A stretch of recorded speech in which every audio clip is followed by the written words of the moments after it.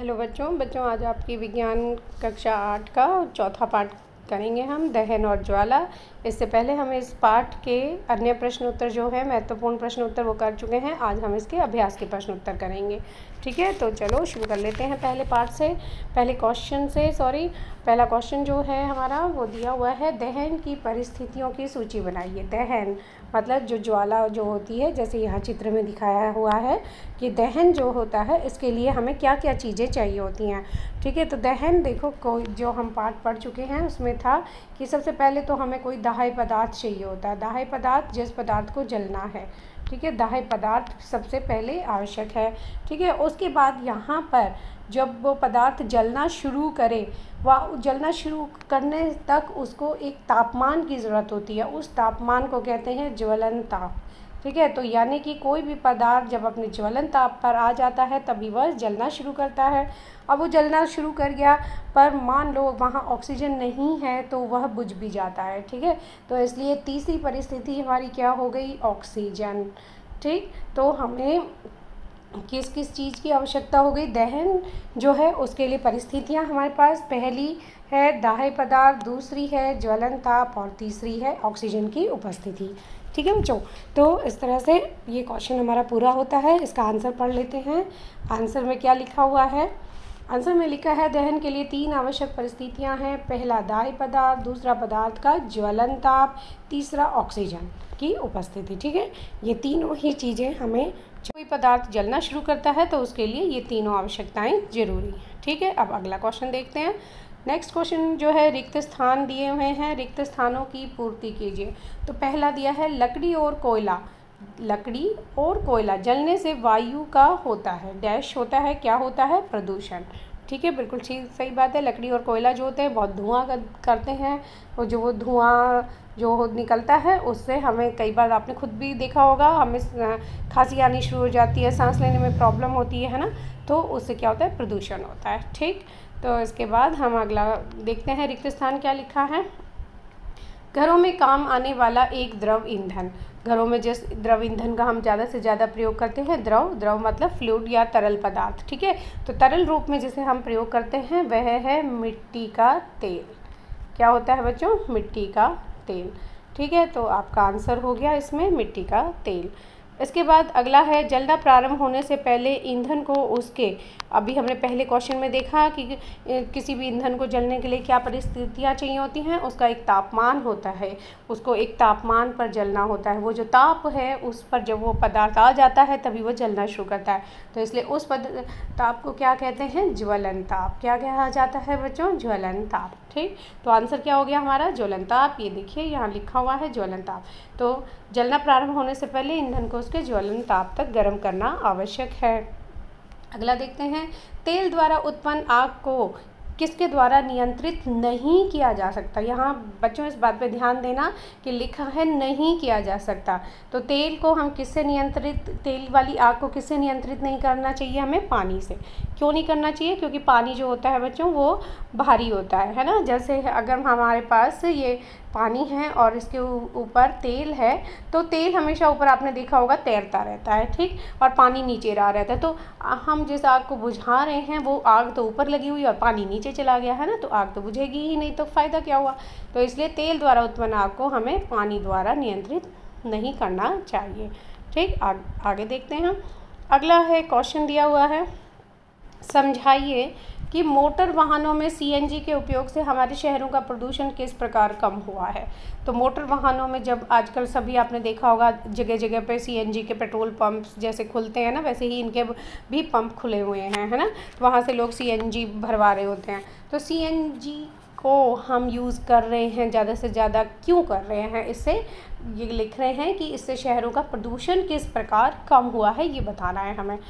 तो आप देखो इससे क्वेश्चन से ही समझ सकते हैं, अगर इससे प्रदूषण कम हुआ है तो हमारा आंसर यही हो सकता है कि यह सबसे ऐसा ईंधन होगा जो प्रदूषण कम करता होगा, है ना, प्रदूषित नहीं होगा। ये प्रदूषण नहीं करेगा तो प्रदूषित नहीं कर फैला रहा है ना, तो वही आंसर में लिखा है। देखिए, देखते हैं आंसर में क्या लिखा है। सीएनजी एक स्वच्छ ईंधन है, बिल्कुल ठीक बात है, स्वच्छ ईंधन है तभी तो प्रदूषण नहीं कर रहा है। इसका वायु में पूर्ण दहन होता है, जब ये जल रहा होता है तो वायु में पूर्ण दहन होता है, जिससे वायुमंडल में कोई प्रदूषण नहीं होता है। अतः सीएनजी के उपयोग से हमारे शहरों का प्रदूषण कम हुआ है।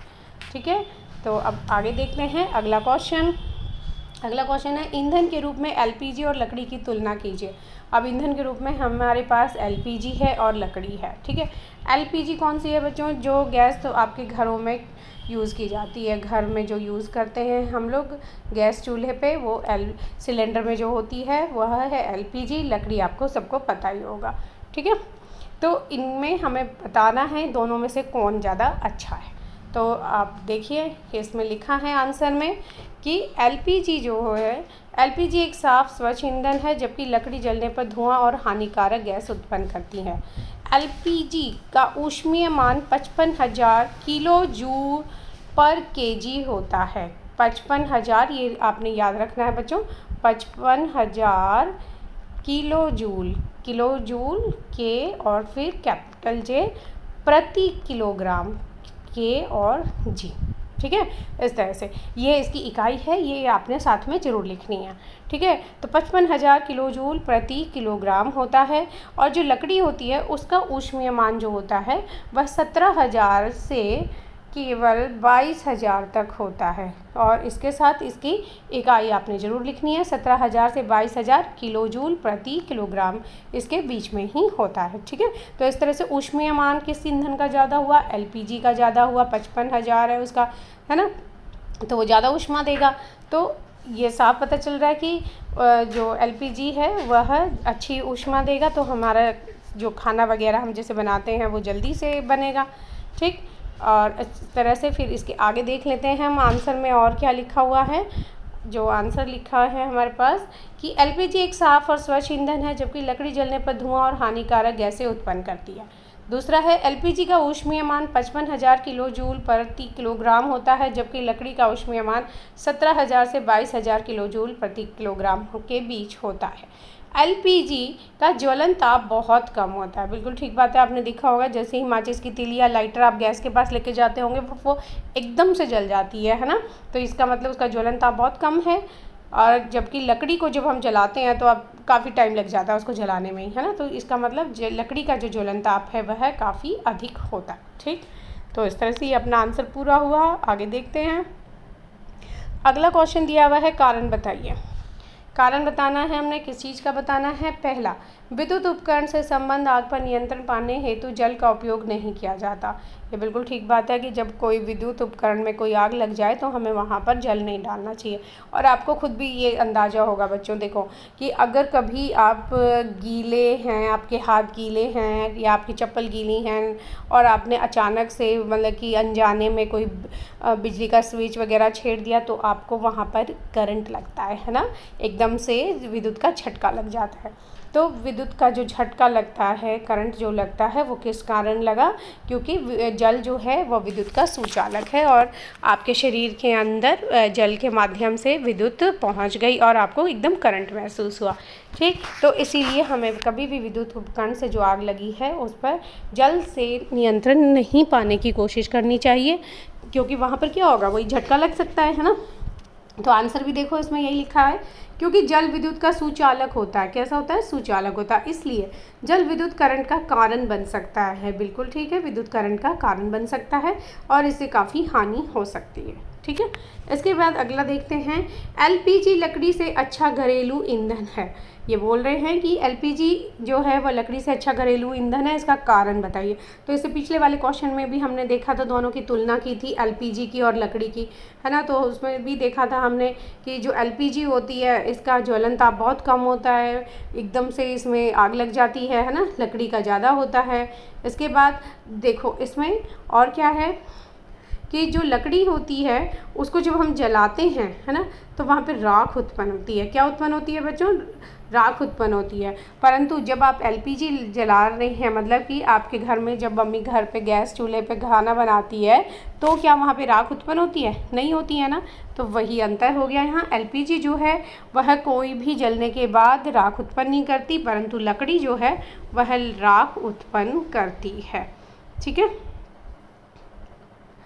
इसके बाद है इसका अगला पॉइंट जो दिया हुआ है कि एलपीजी का ऊष्मीयमान लकड़ी की तुलना में काफ़ी ज़्यादा होता है। बिल्कुल, एलपीजी का कितना होता है? अभी हमने पिछले क्वेश्चन में ही पढ़ा है, 55,000 किलो जूल प्रति केजी। ठीक है, लकड़ी की तुलना में बहुत ज़्यादा ऊष्मीयमान होता है, जिससे आसानी से जो है ऊष्मा हमें काफ़ी मात्रा में मिल जाती है।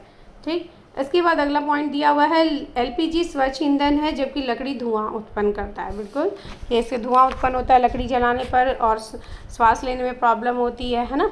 तो इस तरह से देखो, आपने बहुत अच्छे अच्छे पॉइंट्स देख लिए इसमें कि एलपीजी जो है वह लकड़ी से अच्छा घरेलू ईंधन किस प्रकार कहा जा सकता है। ठीक, तो अब हम आगे बढ़ते हैं। अगला क्वेश्चन, अगला एक और कारण बताओ दिया हुआ है, कागज़ स्वयं सरलता से आग पकड़ लेता है जबकि एल्यूमिनियम पाइप के चारों ओर लपेटा गया कागज़ का टुकड़ा आग नहीं पकड़ता है।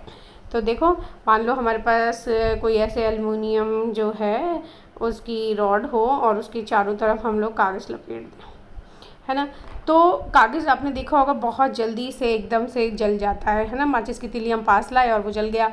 परंतु जो एल्युमिनियम जो है उसके चारों तरफ अगर जब हमने इसे लपेट दिया तो वो आसानी से आग नहीं पकड़ता। अब ऐसा क्यों हो गया?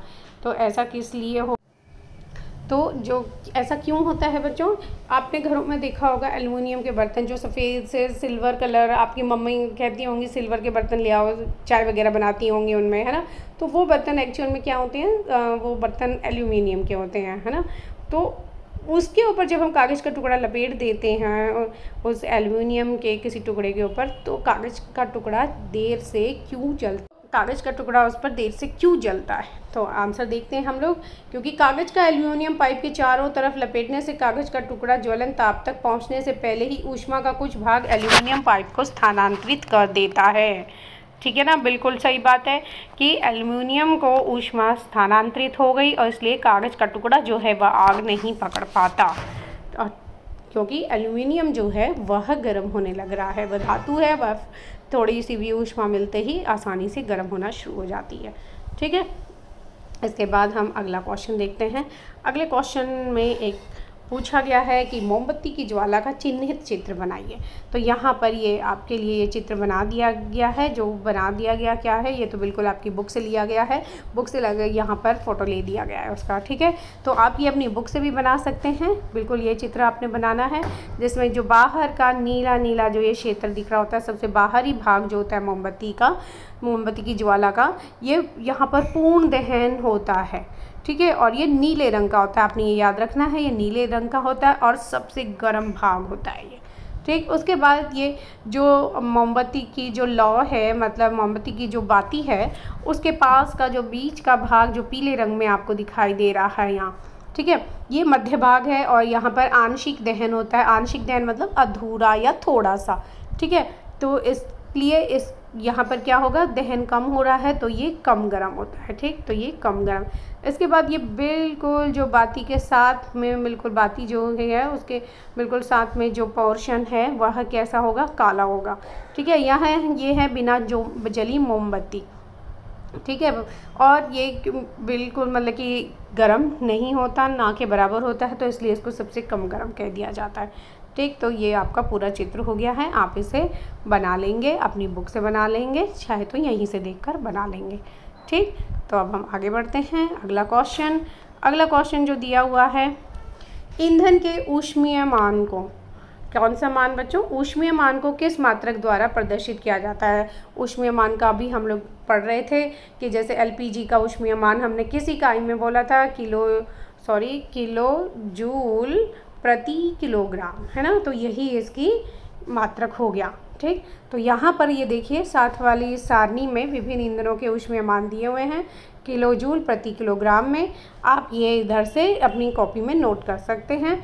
गोबर के उपले 6000 से 8000, लकड़ी का 17,000 से 22,000, कोयले का 25,000 से 33,000, पेट्रोल का 45,000, मिट्टी के तेल का 45,000, डीजल का 45,000, मेथेन गैस होती है इसका 50,000, CNG का 50,000, LPG का भी कितना है 55,000, जैव गैस यानी बायोगैस जिसे कहा जाता है 35,000 से 40,000, और हाइड्रोजन का सबसे अधिक होता है और बहुत ही ज़्यादा अधिक होता है, कितना 1,50,000। ठीक है, तो ये ऊष्मीयमान विभिन्न ईंधनों के दिए हुए हैं। आप इसमें से सारणी में से लिख सकते हैं। ये सारणी भी आपकी बुक में दी हुई है, आप वहाँ से भी इसे लिख सकते हैं। ठीक है, इसके बाद हम अगला क्वेश्चन देखते हैं। अगले क्वेश्चन में लिखा है समझाइए कि CO2 किस प्रकार आग को नियंत्रित करती है। तो CO2 यानी कार्बन डाइऑक्साइड गैस, CO2 जो है वह किस प्रकार आग को नियंत्रित करती है। तो CO2 जो है ऑक्सीजन से भारी होने के कारण आग के चारों ओर एक आवरण बना लेती है। क्या कर लेती है बच्चों, एक आवरण बना लेती है। जैसे सर्दियों में हम लोगों को सर्दी लगती है तो हम लोग रजाई या कंबल अपने ऊपर ओढ़ लेते हैं ना, तो उसी तरह से जो CO2 जो है वो ऑक्सीजन के चारों तरफ एक कवर कर लेती है, उसको आवरण बना लेती है। ठीक है, जिससे आग का ऑक्सीजन से संपर्क टूट जाता है। इस तरह ऑक्सीजन की कमी होने से आग बुझ जाती है और नियंत्रित हो जाती है। ठीक, इसके बाद अगला क्वेश्चन, हरी पत्तियों के ढेर को जलाना कठिन होता है परंतु सूखी पत्तियों में आग आसानी से लग जाती है, समझाइए। तो ये बिल्कुल ठीक बात है, आपने देखा भी होगा सूखी पत्तियां जो होती हैं उनमें माचिस की तीली डालो और वो फटाक से जल जाती हैं। तो ऐसा क्यों हो जाता है, अब आपने देखा होगा हरी पत्तियां जो होती हैं वो नहीं जलती। क्यों नहीं जलती, क्योंकि उनमें नमी की मात्रा होती है। नमी मतलब उसमें थोड़ी बहुत जल की मात्रा होती है। ठीक है, नमी होने के कारण अब आपने देखा ही है ना, आग बुझाने के लिए हम लोग पानी का यूज़ करते हैं तो वो तो आग बुझाने के काम आता है। तो नमी जब होगी तो आग जलेगी ही नहीं। तो वही इसके आंसर में लिखा गया है कि हरी पत्तियों में नमी की मात्रा अधिक होने के कारण उसका ज्वलन ताप जो है वो बढ़ जाता है, जबकि सूखी पत्तियों में नमी नहीं होती है, या फिर आप कह सकते हैं ना के बराबर होती है, और उनका ज्वलन ताप कम होने के कारण वे जल्दी या आसानी से आग पकड़ लेती हैं। ठीक है, तो इस तरह से ये आपका आंसर हो गया। अब हम लोग अगले क्वेश्चन पे बढ़ते हैं। अगला क्वेश्चन दिया हुआ है, सोने और चांदी को पिघलाने के लिए स्वर्णकार, कौन स्वर्णकार, ठीक है, जो सोने के गहने वगैरह बनाते हैं, ज्वाला के किस क्षेत्र का उपयोग करते हैं और क्यों। तो आप लोगों ने यहाँ मोमबत्ती का जब हमने चित्र आपको दिखाया था तो उसमें बताया था कि मोमबत्ती के जो बाहरी क्षेत्र होता है, बिल्कुल बाहर वाला जो क्षेत्र होता है, इसमें सबसे गर्म क्षेत्र होता है। ठीक है, और ये भाग कैसा कलर का होता है आपका, नीले रंग का होता है ना। तो क्योंकि ये सबसे गर्म क्षेत्र है, पता चल रहा है हमें, तो इसका मतलब यहाँ पर अगर हम कुछ भी चीज़ रखेंगे तो वो जल्दी से गर्म हो जाएगी, है ना। बल्कि अगर पीले भाग पे रखेंगे तो वो बहुत समय लेगी, तो इस क्षेत्र में जल्दी गर्म हो जाएगी, तो हम इसी क्षेत्र का प्रयोग करेंगे। तो ऐसा ही स्वर्णकार भी करते हैं, सोनार जो होते हैं वो करते हैं। तो आंसर देखते हैं इसका, सोने और चांदी को पिघलाने के लिए स्वर्णकार ज्वाला के सबसे बाहरी यानी बाह्य भाग का उपयोग करते हैं, क्योंकि यह सबसे गर्म क्षेत्र होता है। कैसा होता है बच्चों, सबसे गर्म होता है। इस क्षेत्र में पूर्ण दहन होता है, बिल्कुल जो दहन हो रहा है वह प्रक्रिया पूर्ण हो जाती है। इसका रंग नीला होता है, इसलिए सोना और चांदी आसानी से पिघल जाते हैं और इसीलिए स्वर्णकार इसका प्रयोग करते हैं। ठीक है, तो इसके बाद आगे देखते हैं अगला क्वेश्चन जो है हमारा, ये एक मैथ्स की तरह सॉल्व करने का क्वेश्चन दिया हुआ है। बच्चों को डरने की ज़रूरत नहीं है कि हमें यहाँ सॉल्व करना पड़ेगा, मैथ करना पड़ेगा, बहुत आसान सा क्वेश्चन है। देखिए इसमें लिखा है, एक प्रयोग में 4.5 kg यानी 4.5 किलोग्राम ईंधन का पूर्णतया दहन किया गया। उत्पन्न ऊष्मा का माप, जो मतलब दहन करने के बाद जो ऊष्मा है उसका माप किया गया, तो वो थी 1,80,000 किलो जूल। ठीक है, ईंधन का ऊष्मीय मान परिकलित कीजिए। अब हमें जो भी ईंधन था, वो अभी हमें नहीं पता क्या ईंधन था, उसका ऊष्मीय मान हमें यहाँ पे निकालना है। ठीक है, तो देखो जो क्वेश्चन में दिया हुआ है उसी के अनुसार करेंगे। सबसे पहले क्वेश्चन में दिया हुआ है 4.5 kg ईंधन है। ठीक है, तो ईंधन की मात्रा हो गई है हमारी, है ना, ईंधन की मात्रा कितनी हो गई हमारी 4.5 kg। उसके बाद इन्होंने क्वेश्चन में जो दिया हुआ है कि उत्पन्न ऊष्मा का माप जो है 1,80,000। तो इस 4.5 kg ईंधन से जो ऊष्मा उत्पन्न हुई वो कितनी हुई? 1,80,000 किलो जूल। तो वही लिखा है, उत्पन्न ऊष्मा का मान कितना हो गया? 1,80,000 किलो जूल। फिर क्वेश्चन पूछा गया है ईंधन का ऊष्मीय मान क्या होगा। तो अब हमें ऊष्मीय मान निकालना है। तो ऊष्मीय मान के लिए सूत्र क्या होगा? उत्पन्न ऊष्मा का मान बटे में ईंधन की मात्रा। मतलब जितनी ऊष्मा हमारे पास उत्पन्न हुई है, कितनी हुई थी? 1,80,000, और ईंधन की मात्रा कितनी थी? 4.5 किलो, है ना। तो बस उसको उससे भाग कर देंगे, बिल्कुल सिंपल हो गया। 1,80,000 डिवाइड बाई 4.5।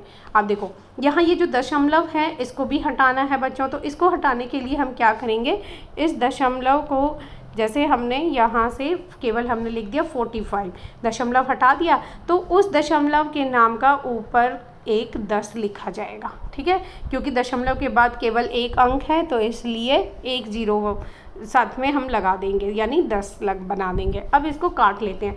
तो ये जो है सीधा हमारा कट जाएगा। जैसे मान लो हमने 15 का पहाड़ी से इसे काटा है पहले, 15 × 45, ठीक है, और ये 180 काटेंगे तो 15 एकम 15, और उसके बाद हमारा ये 8 है, 8 में से 5 घटाएंगे तो 3, 3 और 30, ठीक है। तो 15 दूनी 30, ये इस तरह से 12 आ जाएगा हमारा, और ये तीनों 0 साथ में रहेंगी। तो ये 12,000, और यहाँ पे गुणा में 10 भी बचा हुआ है अभी हमारा। तो इसको ये आगे और भी काट लेंगे। 3 एकम 3, 3 चौक 12, और ये 3 0। तो बच्चों हमने यहाँ पर ये जो अब हमारा 12 और 3 भी कट गया, तो हमारे पास ऊपर क्या बच गया? केवल 4,000 ऊपर बच गया हमारे पास 4,000, और साथ में ये 10, तो गुणा कर देंगे इस 10 को, ठीक। तो 4,000 को 10 से गुणा करेंगे तो सीधा आंसर आ गया हमारा 40,000। तो 40,000 ये क्या आया? ऊष्मीय मान। तो ऊष्मीय मान की इकाई भी अब हमने साथ में लिखनी है। ऊष्मीय मान की इकाई क्या होती है?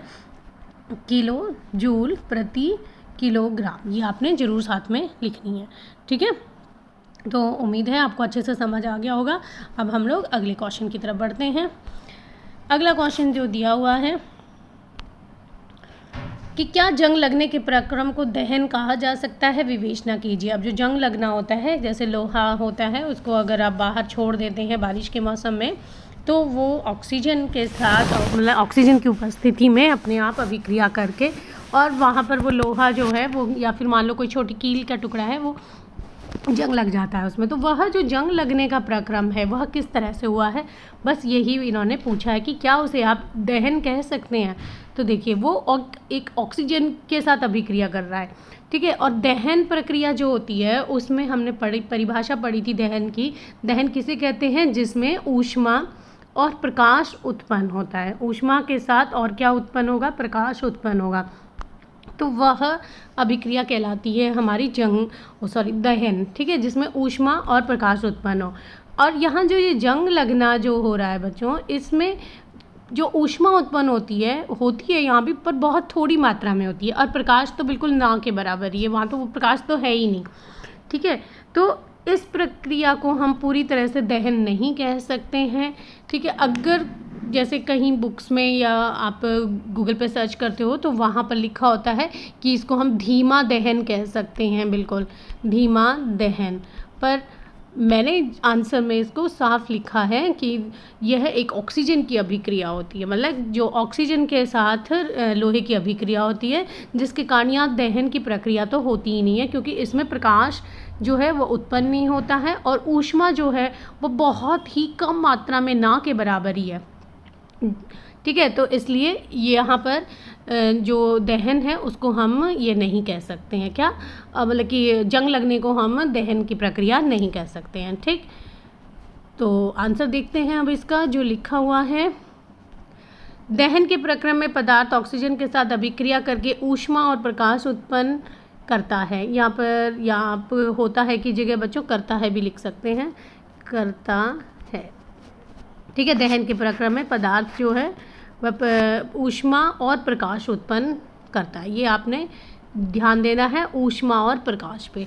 जबकि जंग लगने में बहुत कम मात्रा में ऊष्मा उत्पन्न होती है। जंग लगना एक ऑक्सीकरण प्रतिक्रिया का उदाहरण है, जहाँ लोहा पानी की उपस्थिति में ऑक्सीजन के साथ अभिक्रिया करके आयरन ऑक्साइड जो होता है वही जंग होता है एक्चुअल में, ठीक है, उसके रूप में वहाँ पर उपस्थित होता है, ठीक है। तो अतः जंग लगना जो है वह एक दहन की प्रक्रिया नहीं है, ठीक। यहाँ मैंने आपको ये साफ लिख दिया है। अगर फिर भी कुछ जैसे मत होते हैं अपने अपने तो आप इसको धीमा दहन भी कह सकते हैं, ठीक है। तो जंग लगना एक दहन प्रतिक्रिया नहीं है। अब हम इसके अगले क्वेश्चन पे पहुँचे। अगला क्वेश्चन जो है वह इसका लास्ट क्वेश्चन है, तो उसको पढ़ लेते हैं। आबिदा और रमेश ने एक प्रयोग किया जिसमें बीकर में रखे जल को गर्म किया गया। आबिदा ने बीकर को मोमबत्ती ज्वाला के पीले भाग में रखा। देखो कि पीला भाग जो है उसके पास रखा गया है, किसका? आबिदा का। रमेश ने बीकर को ज्वाला के सबसे बाहरी भाग, कौन सा भाग? सबसे बाहरी भाग के पास रखा। किसका पानी कम समय में गर्म हो जाएगा? तो बच्चों आपको अंदाज़ा हो ही गया होगा, आंसर बिल्कुल सही आपने सोचा है कि जो रमेश का पानी है वह जल्दी गर्म होगा, क्योंकि वह कहाँ रखा गया है? सबसे बाहरी भाग में।